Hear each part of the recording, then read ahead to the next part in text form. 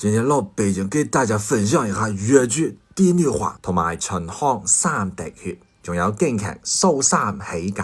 足跡山西漢城縣，杏花村中有家園。蘇三立了紅銅線，將身來在大街前，未曾開言，我心內參過往的君子聽我言。落翻滿天白月光，借一杯付煎鳳台上。